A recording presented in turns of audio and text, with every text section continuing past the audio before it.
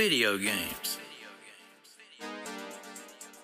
Some of the things that would fall into the Creepyhead list of the video game world are hidden, unsettling Easter eggs like seemingly innocent objects that trigger disturbing sounds or visuals, cryptic lore that suggests disturbing backstories to in-game characters or environments, glitches that create uncanny or unsettling visuals, and instances where developers intentionally incorporated disturbing elements into seemingly normal gameplay, often playing on the player's subconscious fears.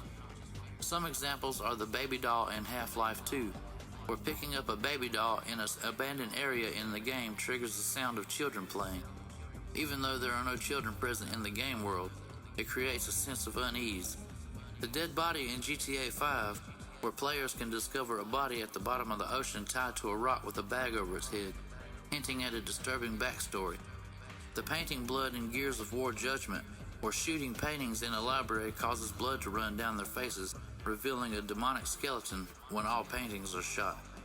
The Mystery Channel in Stardew Valley, where a mysterious TV channel with no signal with some players interpret as a cryptic message about a hidden story element.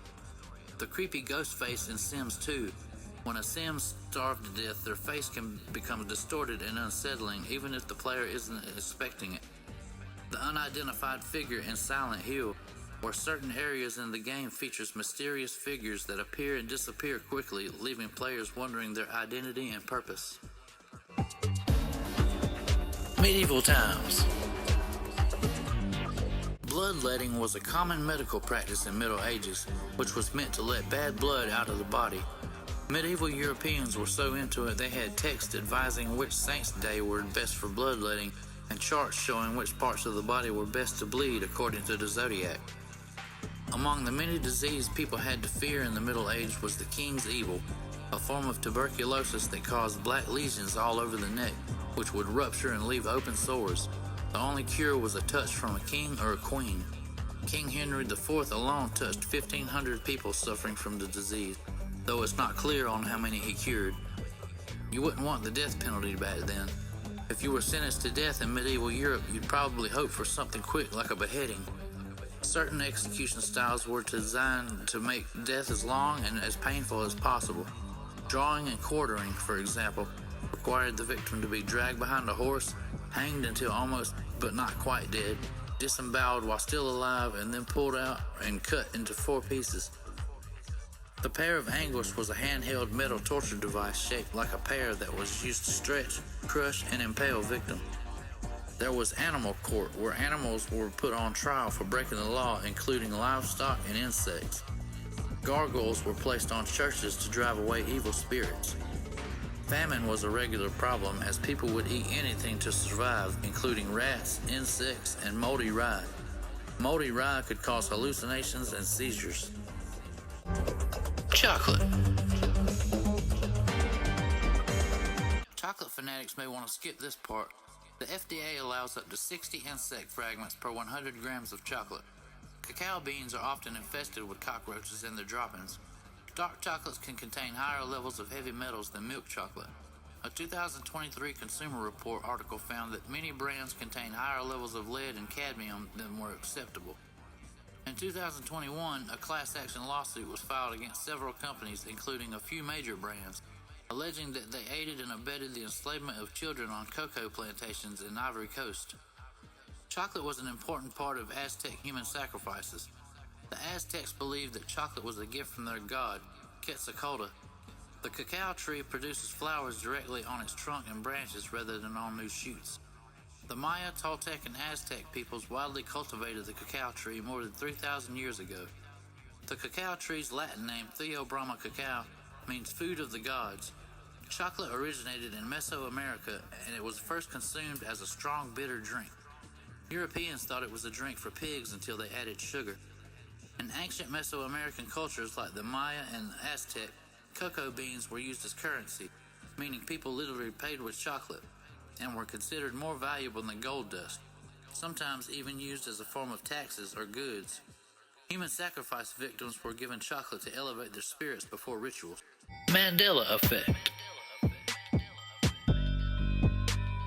The creepy aspect of the Mandela effect lies in the unsettling feelings of having vivid shared memories of events or details that simply never existed, potentially suggesting a distortion of reality, with examples like believing Nelson Mandela died in prison while he was still alive, the Berenstain Bears spelling instead of Berenstain, or the Luke I am your father line being remembered differently than it actually is in Star Wars, making people question their own sanity and the reliability of their memories.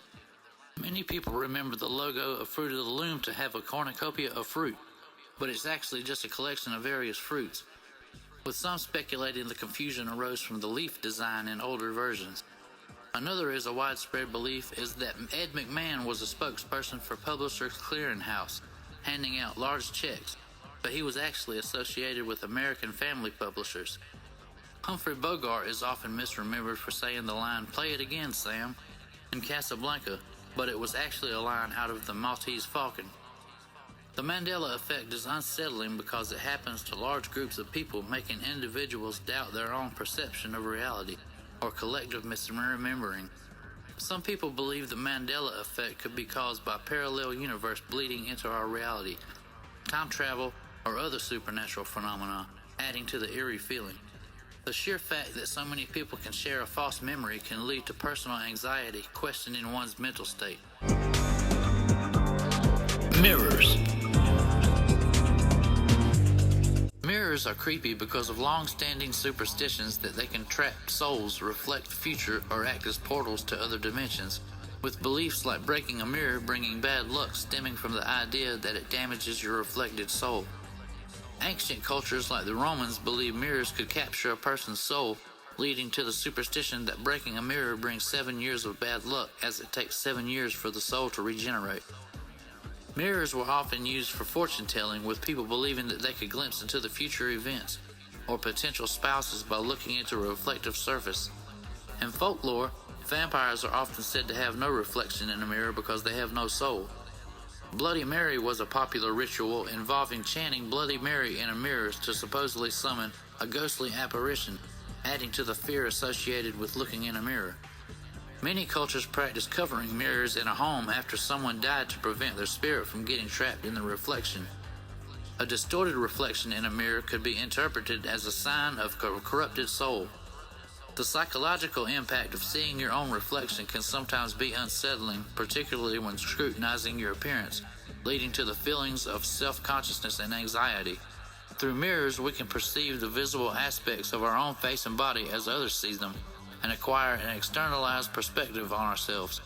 The mirror image is an objectified representation of ourselves and allows us to see it through others' eyes. Crows.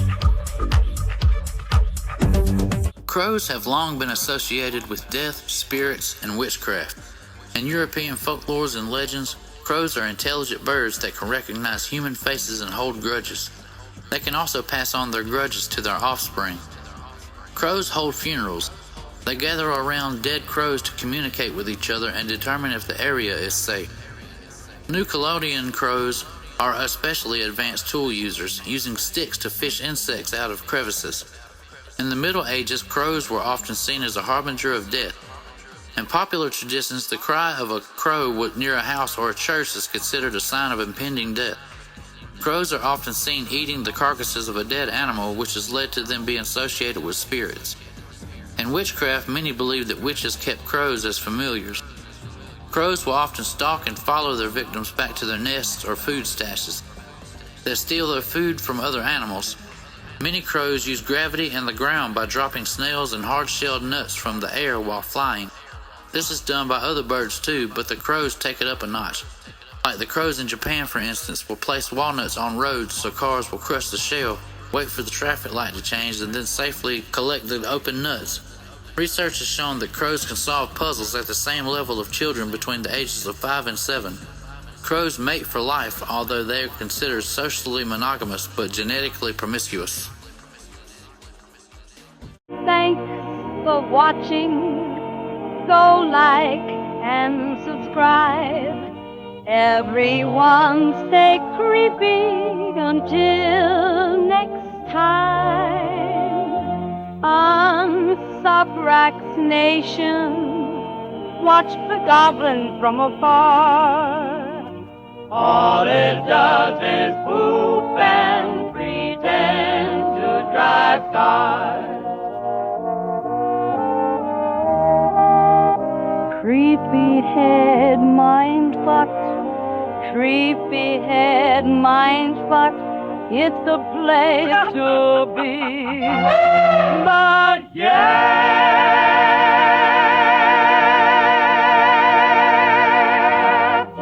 later, Creepyhead.